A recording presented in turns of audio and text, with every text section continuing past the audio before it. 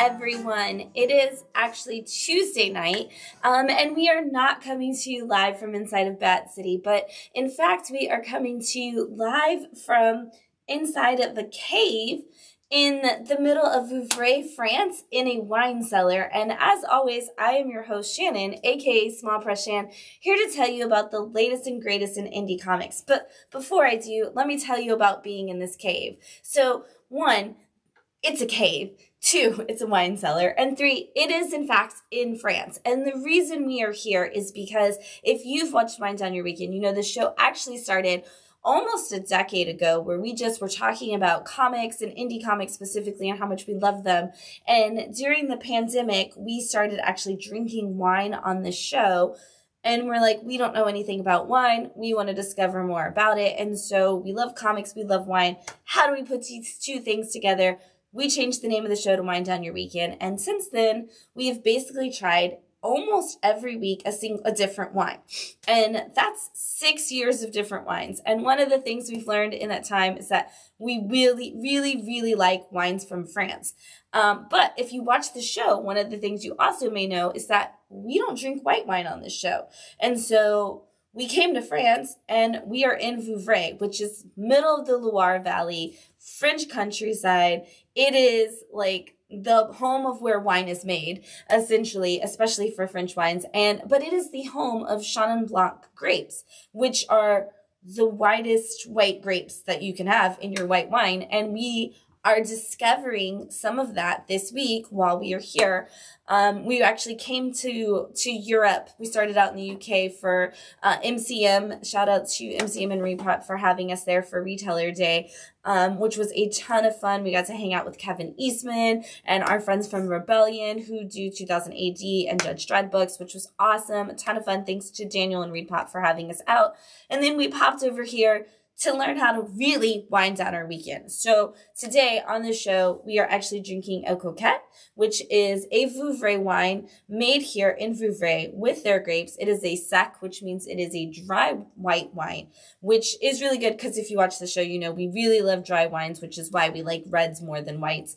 And a lot of times when we try white wines, even when they say they're dry, they're not really that dry. And so this has been really cool because we've gotten to learn from winemakers and sommeliers here in Vouvray about white wines. And this Coquette is fantastic. So I'm actually going to take a drink and experience it all over again. Oh my gosh. So we had this earlier today. And I can't believe this is still the same day. Oh my gosh. We had this earlier today. And it's such a crisp wine.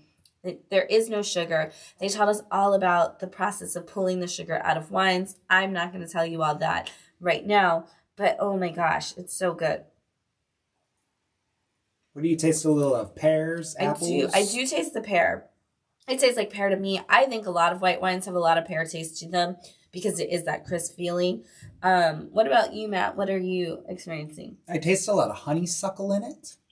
It does have a lot of honeysuckle to me too, which is a thing that I didn't know I could taste in wines really until we actually were smelling them and everything today. And I was like, oh, we discovered what honeysuckle smelled like. And I was like, oh, this makes way more sense.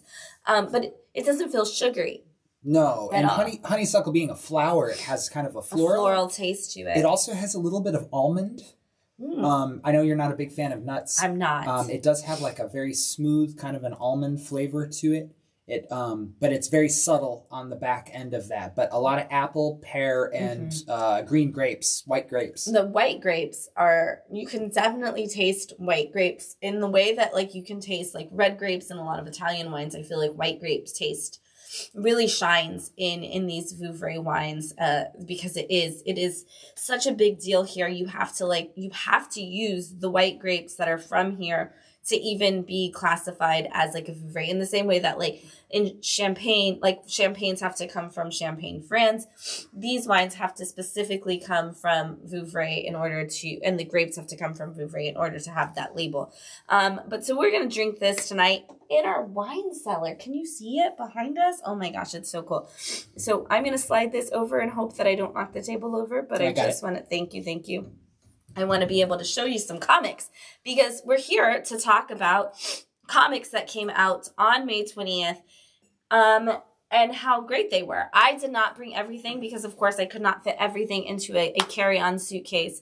But we are going to talk about all of the number ones and a lot of the ones that are just getting started or that are just like heating up. And so I want to kick it off with End of Life number 4 from Vertigo. This is Kyle Starks, and he's just doing that thing that Kyle Starks does, which is tell you a ridiculous story that still has a ton of heart.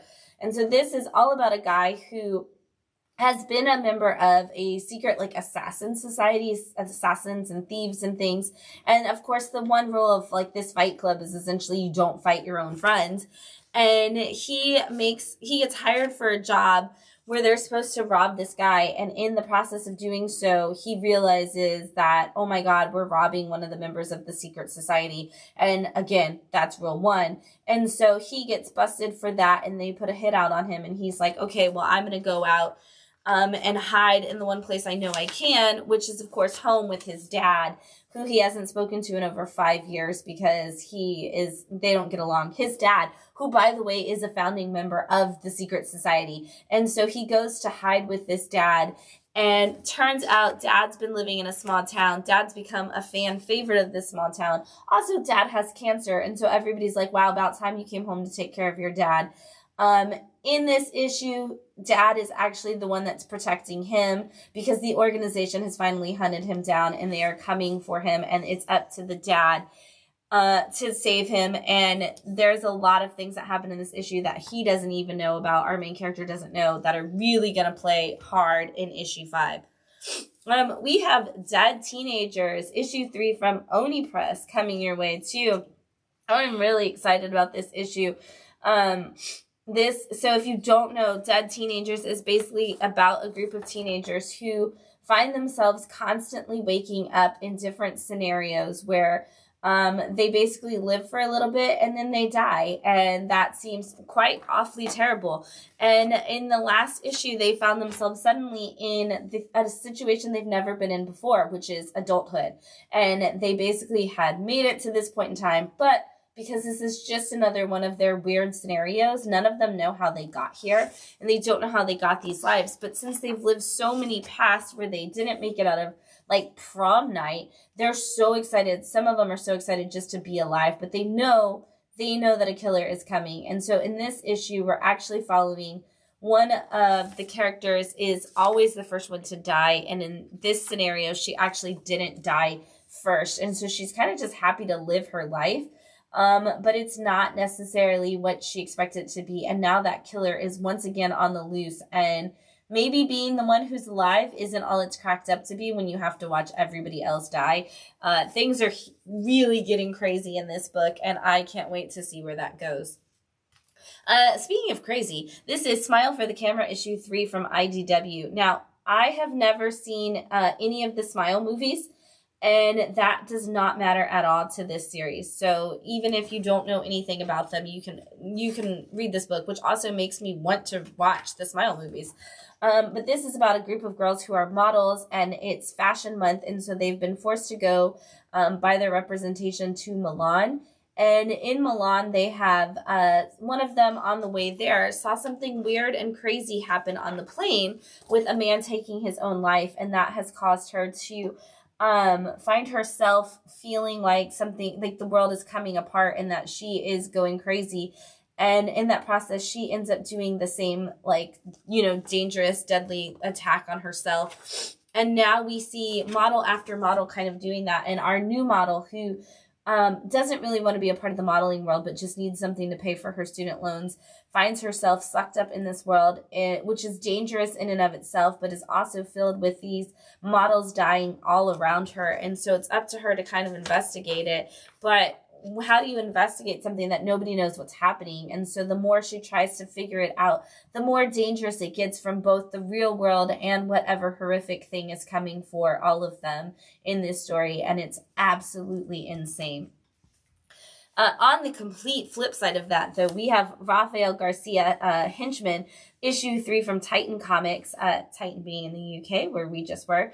This is such a hilarious, amazing story. So if you don't know, Rafael Garcia started out as a lowly henchman for an evil person who's like one of those evil crime overlords, but is also just a CEO tech person in America. And Raphael's always been like, I wonder what it takes to move up in this world. Seems like they've got a slightly, cushier job than us. And when one of the leaders of one of the units gets, unalived by some situations, Raphael decides to apply for his job, and his terrible misunderstanding of how everything works just puts him at the top of the list to be the next leader. And Raphael finds himself suddenly doing just that and leading the group. And it is so funny because now he's having to figure out what it's like to be middle management and the responsibilities you have to take for all those things. And he's still trying to win back the girlfriend, the love of his life that he lost. And it's just kind of a cute story of how hard it is to be a middle manager in America today, just with a nice, hilarious twist of being a crime story at the same time. We have Narco issue 3 from Image Comics, and this is the next one in the world of plastic and plush and vinyl and all those wonderful Wagner and Hillard stories. This is about a guy in his 20s, it seems like, who has narcolepsy and is constantly trying to woo the girl across the hall from him. But he's very shy, and of course his narcolepsy constantly causes him to pass out at all the most inopportune moments, including the moment when she is actually murdered by somebody. And he wakes up in her apartment when the detectives come to discover that she's been murdered. And he's the only one there. And he has no idea what happened because, of course, narcoleptic, he passed out. And so now he is not only the prime suspect, but one of the detectives realizes that he might also be the only person who may have witnessed something. And so he's using him to help him solve this investigation with him. And in this issue, our lead character has figured out that maybe there's some secret information on the girl's computer or in her apartment. And so he is actually trying to sneak around the detectives and do his own investigative work, which of course just puts him right back on the suspect list with no way to protect his alibi. I cannot wait to see how this plays out. Wagner and Hillard always give us some really emotional stories that have great twists to them, and so I can't wait to see what this is. I'm going to take another drink of this Coquette because it's delicious. Oh my God. It's so good. It's so crisp and clean. Yeah, and like you said, it's not sugary at all. At all. But it's also not dry like champagne. Mm-hmm. And it's not sparkling. So Vouvray is known for actually making sparkling wines, which is, of course, we talked about champagne. Champagne is the only place that a sparkling wine can be called champagne. Everywhere else, it's just called a sparkling wine or a brut. Excuse me. And so Vouvray is known for making sparkling wines. They are actually one of the biggest manufacturers of it. 90%, I believe he said, of the wines made in Vouvray are actually sparkling. But they do make some still wines, and this is actually one of their stills. And it's so good. It's crazy that they said that they started making sparkling wines because champagne became something that everybody could drink, and there was too much production, too much demand and not enough production. And so that's how Vouvray ended up in the sparkling wine business. But I'm like, you were doing so good with these still wines. This is amazing. Anyway, we're going to talk about some more comics. We've got Nectar issue 3 from Vault Comics. What a crazy title this just continues to be. And such beautiful covers from Press Shann that we continue to get. But this is the story of an island off the coast of Salem, Massachusetts, where a swarm of butterflies moves into town. And this butterfly in issue 1 bites this one young girl on her hand. And it causes her to start dancing, and she cannot stop. And then another girl, and then a fisherman. And all of a sudden, these people are all dancing, and there's this plague of dancing breaking out. And the pastor of the church, of course, this is Salem and it's in the olden days, so of course he immediately is like, this is the devil, we have to take care of all of this. And we get to see what that mass hysteria kind of looks like in this issue. If you did leave that Salem, Massachusetts witch hunting pastor in charge of all of the control of these butterflies causing people to dance to death, what would that look like? And it turns very violent, very fast, and it is terrifying. And again, it's one of those situations where at the end of the day, the people are almost more terrifying than the item that happens. But we do learn in this issue that the dancing to your death comes a lot faster than some of these people are prepared for. It's a crazy story. We've got Everyone Loves a Jewel Thief, issue 2 from Ignition Press.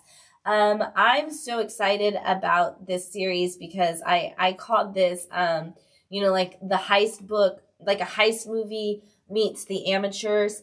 And this is, it continues to be that. This is all about a guy who is at the end of his rope. He's kind of lost everything. He's lost the girl that's been taking care of him and everything else because he lost his job, because he doesn't have the next great story. He's a writer who did one good story and now he needs something else. And when he goes back to some like childhood friends looking for some help on what he should write, they're basically like, well, you got to write what you know. And he's like, well, nobody wants to read about what I know. And they're like, then you got to do something cooler. So they decide that they are going to rob a rich woman of all of her biggest diamonds, one specific diamond. And he's probably going to go to jail, but like when he gets out of jail, he'll have made so much money from the book that will sell that he wrote while he was in jail that it won't even matter. And so who does he enlist to get on his side but his D&D team from childhood? And so they're all kind of treating this like it's the next quest, the one they never finished, and putting it all together. But again, they're all kind of like people who went halfway to their goal and didn't quite make the rest. And so it's so funny because none of them actually know anything about actually being a thief. And watching them all piece this together and try to actually build a team is, again, it's kind of like the amateurs, and it's kind of endearing in a way where you're also like, these people are going to mess this up so very badly. And I can't wait to see how. We got Neighborhood Watch issue 2 from Boom Studios. This has been such a great one, as you would expect, because it's Sarah Gailey and she always gives us great stories. But this is about a neighborhood that is very big on its HOA, right next to a neighborhood that is essentially known as a cult, but it's kind of just like one of those like political communes. And inside of them, both of them have this one woman who kind of oversees a lot of the work, one that's the head of the HOA, one that is kind of the one who organizes and instructs everybody in the commune. And that woman on both sides goes missing. And what we learned at the end of issue 1, I always tell you I'm going to spoil it for you eventually. What we learned at the end of issue 1 is that it is in fact the same woman.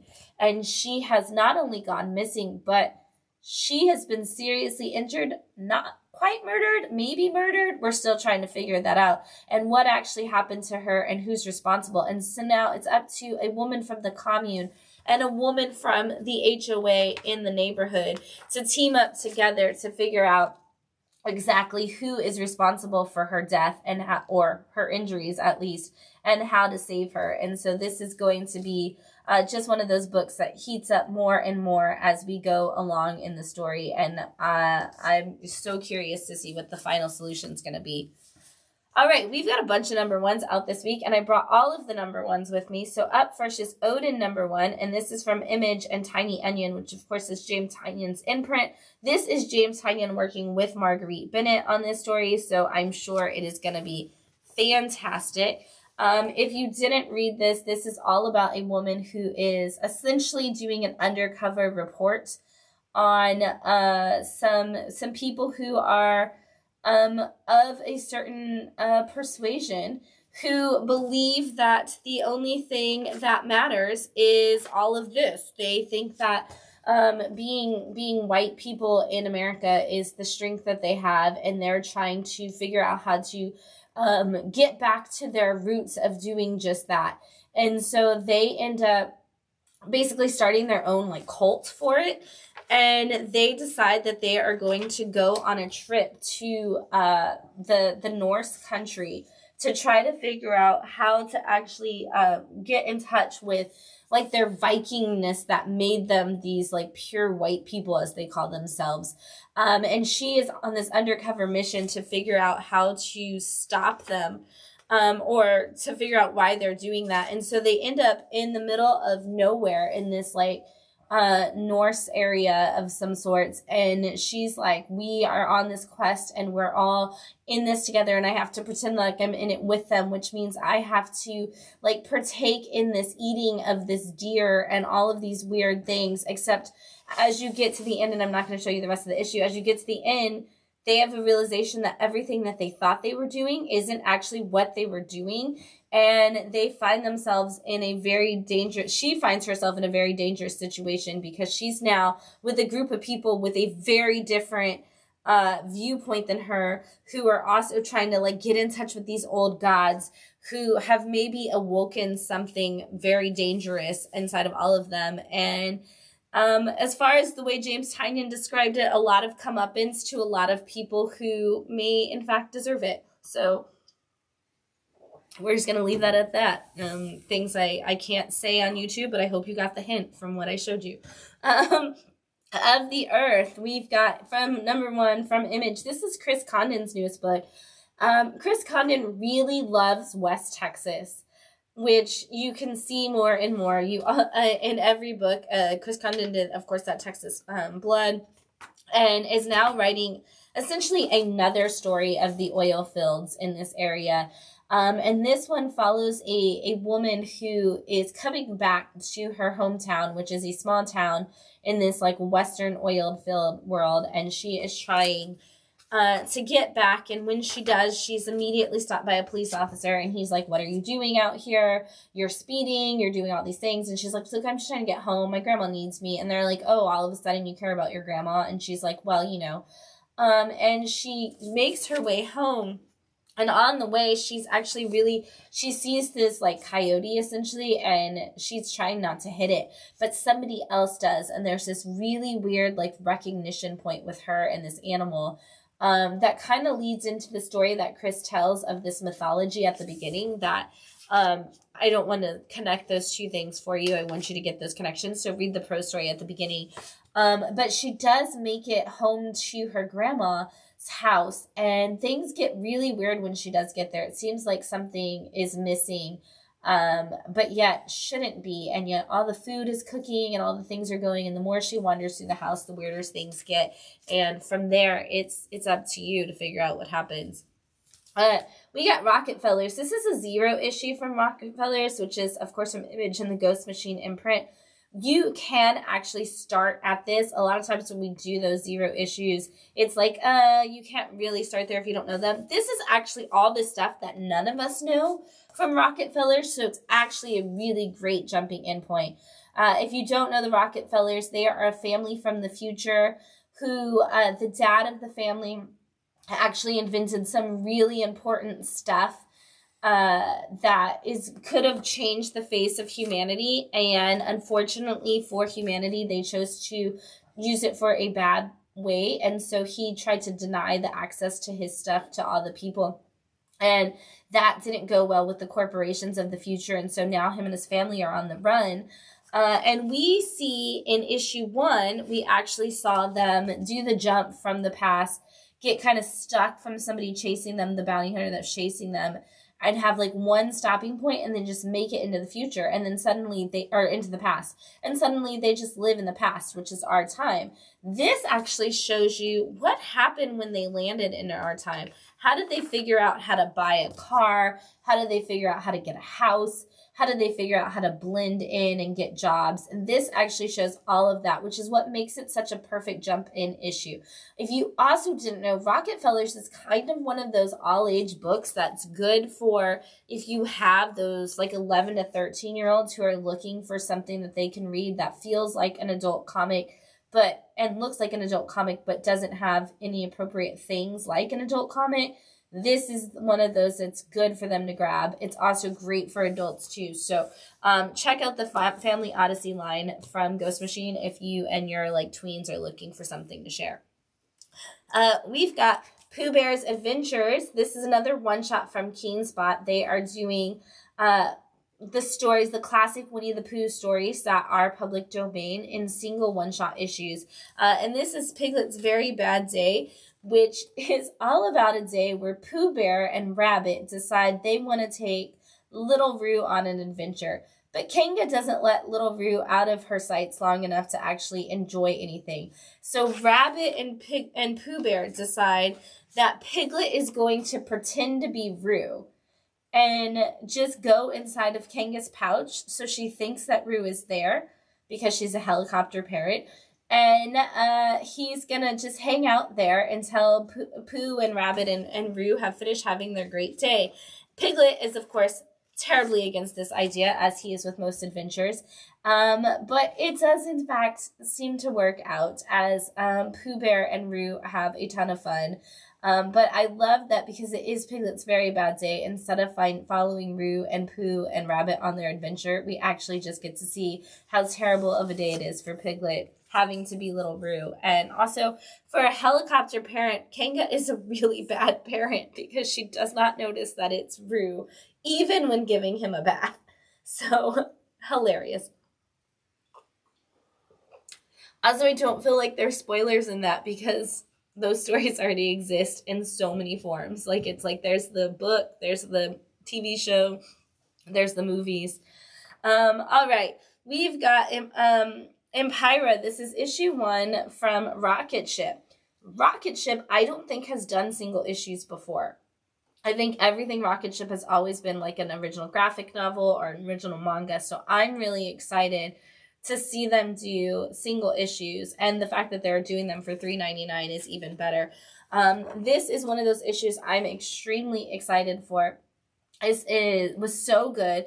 This is basically about a place called Empyra, which is, of course, a kingdom that feels very fantasy world-esque. And so this woman, the princess of the world, is trying so hard to just, I guess the place is called Rainbowville. It's not called Empyra. The overall kingdom is Empyra. The city is Rainbowville. Anyway, the princess is trying so hard to just, like, build these relationships between the different people, but her father and the prince are both doing an awful job of connecting. They have that very out-of-touch royal feel that it's like, oh, well, if we just, distract the people, then the people won't notice that their lives are terrible. So if we have a party, then they can join into us by watching our party online and they can be happy. And, oh, you should just tell people that they can get magic like us. Meanwhile, there are witches misusing their magic. There's gangs of dragons, which dragons used to rule everything. And so they're still, like, attacking people and being awful and terrible. There's a unicorn who just wants to live his life, and it sounds so fantasy, but much like in the way, like, when people used to talk about Saga in the early days where they were like, yeah, it has fantasy creatures in it, but also you never have anything to do with fantasy. This really has that same kind of feeling, except where Saga was about one family and their journey to, like, navigate around all of that. This would be like if Saga was just about the war and all the stuff happening in the war and in the war-torn places. And so we're going to see a lot coming from this, I have a feeling. Okay, usually I do 3 picks of the week, but because I couldn't fit everything with me, I just I have 2 that are my favorite, like, must go grab these books this week. And there are 2 number 1s, so it's great. You can jump in too. The first one is Babylon Cove number 1 from Mad Cave. Let me just tell you, first of all, to start this off with, I kind of actually hate the main character a little bit in this book. But that's what makes me like the book so much in the weirdest way. This is all about a girl who was the popular girl in her high school. She was, like, head cheerleader, had everything going for her. And then for some reason, at the end of her time in high school, everybody just, like, turned on her. Like, she was named homecoming queen, and then 5 minutes later, everybody in the whole town decided that they hated her. And so she moved away, and she got, like, this fancy job except she's not really. She's like, it should be a fancy job, but she's basically Anne Hathaway's character in Devil Wears Prada with like slightly more power, but at the same time like a worse Brandon Priestley. And anyway, she gets a phone call from her mom who says that her father has passed away. And so she has to return home. And of course, she works for Miranda Priestley, essentially. So she gets like one day off to go do this. And really, she's not even off. And she shows up for the funeral.